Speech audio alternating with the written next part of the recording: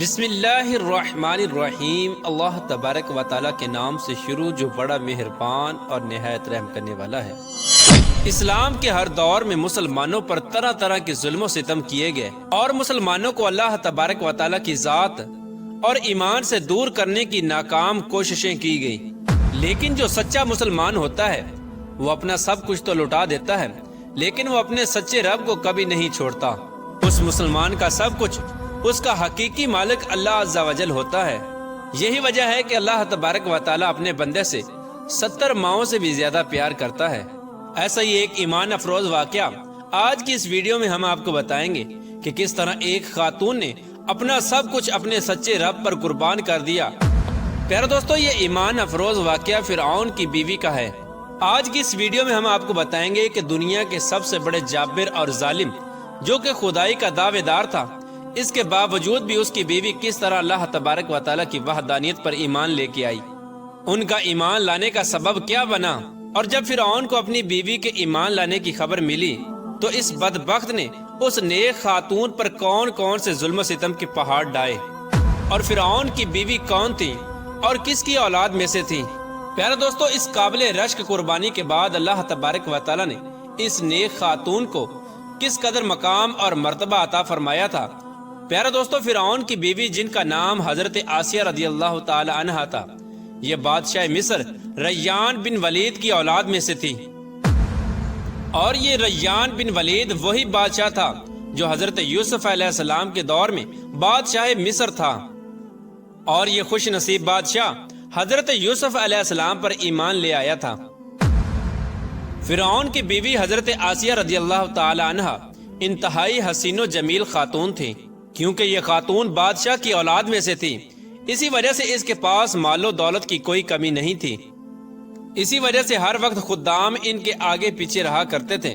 یہ پاک دامن خاتون فرعون کو ناپسند کرتی تھی، لیکن فرعون چونکہ اس وقت مصر کا بادشاہ تھا، اسی وجہ سے فرعون نے اس خوبصورت عورت کی خوبصورتی کو دیکھ کر زبردستی اس سے نکاح کر لیا تھا۔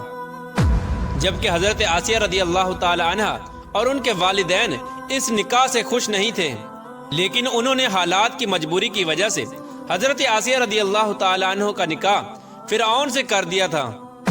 پیارے دوستو، فرعون کو حکومت و سلطنت اور مال و دولت کی کثرت اور طاقت کے نشے نے حد سے زیادہ مغرور اور بے لگام بنا دیا تھا۔ اس طرح اس بدبخت کافر نے ہزاروں بنی اسرائیل کے لوگوں کو اپنا غلام بنا کے رکھا ہوا تھا اور ان پر طرح طرح کے ظلم کرتا تھا۔ چونکہ اس بدبخت نے خدائی کا دعویٰ کر رکھا تھا، اسی لیے وہ تمام انسانوں کو اپنا غلام تصور کرتا تھا اور ان معصوم لوگوں کے ساتھ جانوروں جیسا سلوک کرتا تھا۔ چنانچہ وقت یوں ہی تیز رفتاری کے ساتھ چلتا رہا۔ سال مہینوں میں اور مہینے ہفتوں میں اور ہفتے دنوں میں تبدیل ہو کر گزرتے چلے گئے،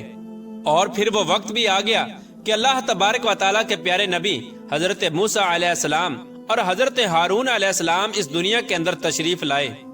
اور مصر کی سرزمین لا الہ الا اللہ کی صداؤں سے گونج اٹھی۔ اللہ تبارک و تعالیٰ نے حضرت موسیٰ علیہ السلام اور حضرت ہارون علیہ السلام کو فرعون کی طرف اور ان کی قوم کی طرف دعوت حق دینے کے لیے اور ہدایت کی طرف بلانے کے لیے مبعوث فرمایا تھا۔ اللہ تبارک و تعالیٰ کے ان پیغمبروں نے بنی اسرائیل کے لوگوں کو اللہ تبارک و تعالیٰ کی وحدانیت کی طرف بلایا اور لوگوں کو باطل معبودوں کی پوجا کرنے سے منع کیا۔ حضرت موسیٰ علیہ السلام نے فرعون کو طرح طرح کے معجزات دکھائے، لیکن اس کے باوجود بھی یہ لوگ کفر اور سرکشی پر اڑے رہے اور اللہ تبارک و تعالیٰ کی وحدانیت کا مسلسل انکار کرتے رہے۔ اس کے باوجود بھی حضرت موسیٰ علیہ السلام فرعون کو اور بنی اسرائیل کے بدبخت لوگوں کو دعوت حق دیتے رہے۔ جب فرعون حضرت موسیٰ علیہ السلام کی اس تبلیغ سے تنگ آ گیا تو فرعون نے یہ خیال کیا کہ کیوں نہ موسیٰ علیہ السلام کو لوگوں کے سامنے جھوٹا ثابت کیا جائے۔ چنانچہ فرعون نے حضرت موسیٰ علیہ السلام کو جھوٹا ثابت کرنے کے لیے ایک خاص دن مقرر کیا، جس دن مصر کے اندر بہت بڑا میلہ لگتا تھا اور جس میلے کے اندر کثیر تعداد میں لوگ جمع ہوتے تھے۔ چنانچہ فرعون نے مصر کے تمام بڑے بڑے جادوگروں کو بلایا اور حضرت موسیٰ علیہ السلام کو جھوٹا ثابت کرنے کا کہا۔ چنانچہ جب وہ میلے کا دن آیا تو ایک وسیع و عریض میدان سجایا گیا،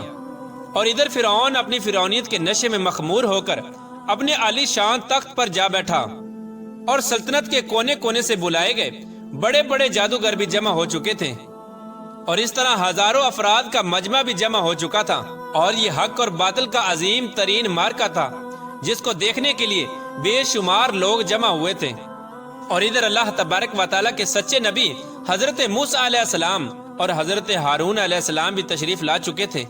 और हजरत मूसा अलैहिस्सलाम के चेहरे अनवर पर जाहो जलाल नजर आ रहा था। चुनाचे इस अजीम मार्के का आगाज हुआ और जादूगरों ने फिरऔन की इज्जत की कसम खाकर अपने जादू की लाठियां और रस्सियां फेंकनी शुरू कर दी। तो वो लाठियां और रस्सियां एकदम से सांप बनकर पूरे मैदान के अंदर दौड़ने लगी। इन सांपों को देखकर पूरे मजमे के अंदर खौफ और हिरास फैल गया और तमाम लोग बदहवास होकर इधर उधर भागने लगे। इधर फिरऔन और उसके जादूगर अपने नशे में बदमस्त होकर तालियां बजाने लगे और इस मंजर को देखकर खुश होने लगे। और उधर अल्लाह तबारक व तआला ने अपने प्यारे पैगंबर हजरत मूसा अलैहिस्सलाम को अपना असा मुबारक फेंकने का हुक्म दिया। तो उस वक्त हजरत मूसा अलैहिस्सलाम ने अल्लाह तबारक व तआला के हुक्म की तकमील करते हुए अपने असा मुबारक को उन सांपों के हजूम में डाल दिया। चुनाचे देखते ही देखते हजरत मूसा अलैहिस्सलाम का वो असा एक खौफनाक और हैबतनाक अजदहा बनकर नमूदार हुआ जिसने जादूगरों के तमाम छोटे छोटे सांपों को निगल लिया। हक और बातिल का ये अजीम शान मोर्जा देकर जादूगरों के दिलों में ईमान का नूर चमक उठा और तमाम जादूगर अल्लाह तबारक व तआला की बारगाह में सजदे में गिर गए और तमाम जादूगरों ने अल्लाह तबारक व तआला की वहदानियत की तस्दीक की और अल्लाह तबारक व तआला की सच्ची जात पर ईमान ले आए। चुनाचे जब हजरत मूसा अलैहिस्सलाम के इस अजीम शान मोर्जे और जादूगरों के ईमान लाने की खबर हजरत आसिया रदी अल्लाह तआला अन्हु को पहुंची तो उस वक्त हजरत आसिया रदी अल्लाह तआला अन्हु के दिल में भी फौरन हक का नूर चमक उठा और इस तरह हजरत आसिया रदी अल्लाह तआला अन्हा अल्लाह तबारक व तआला की वहदानियत पर ईमान ले आई। लेकिन उनका ईमान लाना इतना आसान न था क्योंकि वो एक जाबर और जालिम और खुदाई के दावेदार बदबख्त हुक्मरान की बीवी थी और हजरत आसिया रदी अल्लाह तआला अन्हु के दिल में ये भी डर था कि अगर फिरऔन को मेरे ईमान का पता चल गया तो वह जालिम बादशाह मुझ पर जुल्म सितम के पहाड़ डालेगा और अपने जुल्म की तमाम हदें पार कर देगा। लेकिन इसके बावजूद भी हजरत आसिया रदी अल्लाह तआला अन्हु ने अपना सब कुछ अल्लाह तबारक व तआला की जात पर छोड़ दिया और अल्लाह तबारक व तआला की वहदानियत पर ईमान ले आई। इब्तिदा में हजरत आसिया रदी अल्लाह तआला अन्हु ने अपने ईमान को किसी पर जाहिर न किया। कुछ अरसा यूं ही गुजरता रहा और फिर एक दिन ऐसा अजीबो गरीब वाक़या पेश आया जिस वाक़े के बाद हजरत आसिया रदी अल्लाह तआला अन्हु के दिल में फिरऔन के लिए मजीद गजब की आग भड़क उठी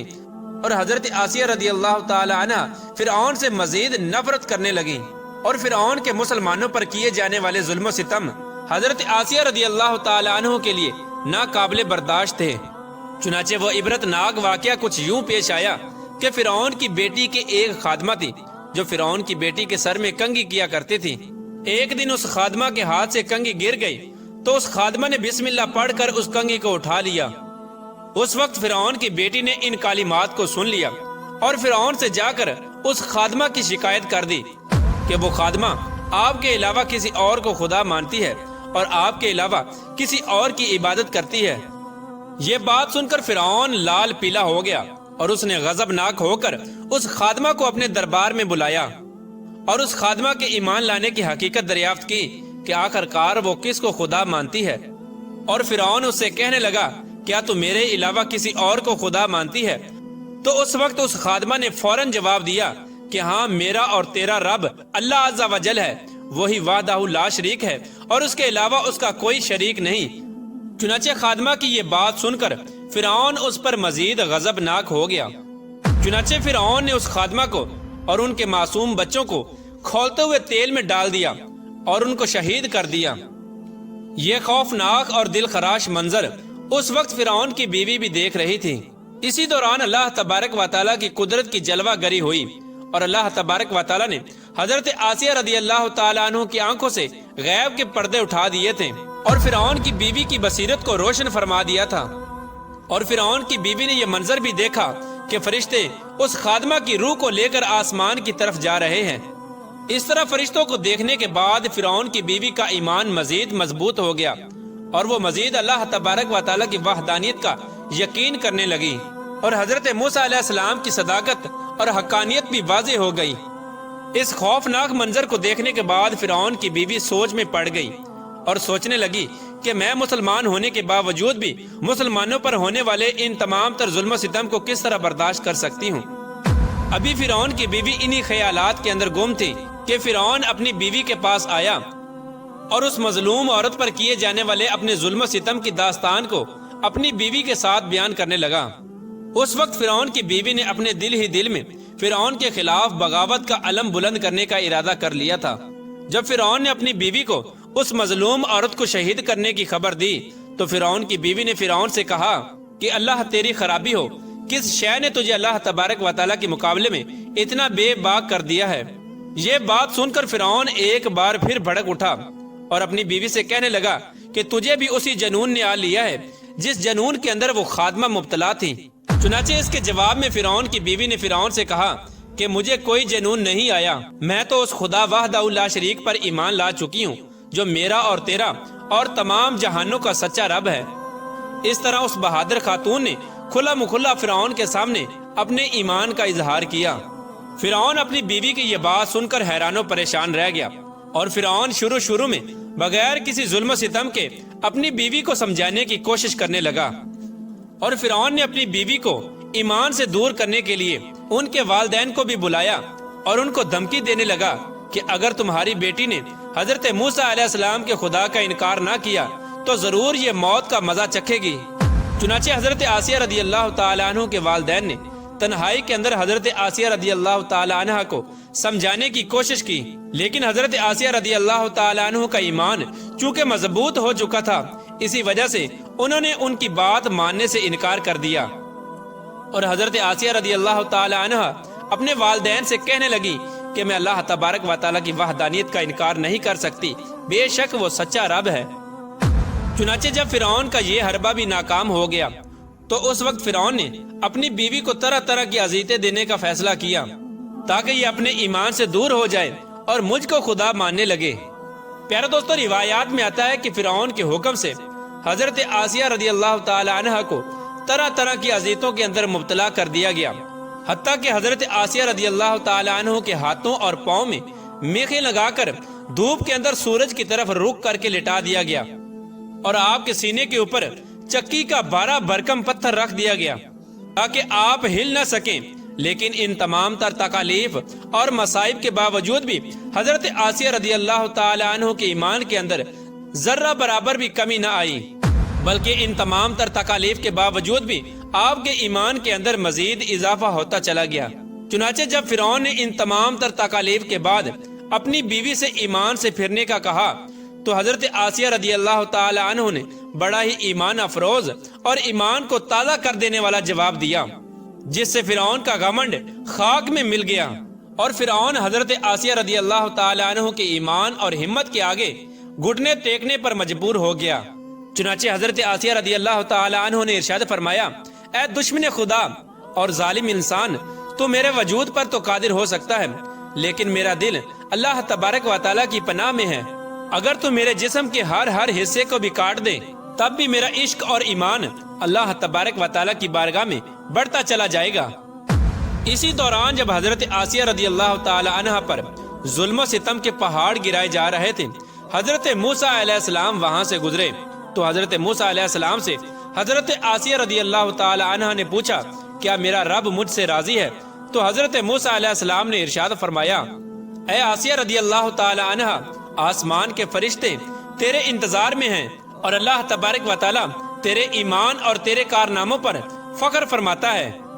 آپ اللہ تبارک و تعالیٰ کی بارگاہ میں سوال کریں، آپ کی ہر حاجت پوری کی جائے گی۔ اس وقت حضرت آسیہ رضی اللہ تعالی عنہ نے اللہ تبارک و تعالیٰ کی بارگاہ میں یہ دردناک دعا کی، اے میرے پروردگار، میرے لیے اپنے پاس جنت میں ایک گھر بنا اور مجھے فرعون اور اس کے ظلم سے نجات دے اور مجھے ان ظالموں سے نجات بخش۔ ادھر جب فرعون نے حضرت آسیہ رضی اللہ تعالی عنہ کو ایمان سے دور کرنے کی تمام تر کوششیں کر لیں اور ہر کوشش کے اندر ناکامی کا سامنا کرنا پڑا، تو اس وقت فرعون نے حضرت آسیہ رضی اللہ تعالی عنہ کو شہید کرنے کا فیصلہ کر لیا،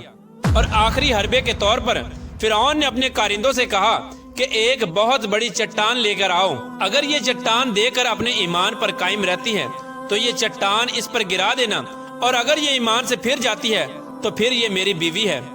پیارے دوستو، اس خوفناک منظر کے وقت جہاں ایک طرف زندگی ہے اور دوسری طرف موت کھڑی ہے، تو اس وقت حضرت آسیہ رضی اللہ تعالی عنہا نے آسمان کی طرف نگاہ اٹھا کر دیکھی تو جنت کے اندر اپنا سفید موتیوں والا محل نظر آیا، جس سے آپ کا ایمان مزید بڑھ گیا، اور اسی حالت میں آپ کی روح پرواز کر جاتی ہے، اور اس کے بعد آپ رضی اللہ تعالی عنہ کے جسم مبارک پر وہ چٹان گرا دی جاتی ہے، اور وہ چٹان ایسے بدن پر گرتی ہے جس میں روح نہیں ہوتی۔ اس دردناک واقعے کے دوران جب فرعون اپنی بیوی پر طرح طرح کے ظلم کر رہا تھا، اس وقت اللہ تبارک و تعالی نے اپنے فرشتوں کو حضرت آسیہ رضی اللہ تعالی عنہ پر مقرر کر دیا تھا، اور وہ فرشتے حضرت آسیہ رضی اللہ تعالی عنہ پر سایہ کیے ہوئے تھے، اور ان کو جنت کے اندر اپنا مقام دکھا دیا تھا، جس کی وجہ سے حضرت آسیہ رضی اللہ تعالی عنہ کا ایمان مزید مضبوط ہو گیا، اور فرعون کی تمام مصیبتوں کو آپ بھول گئی۔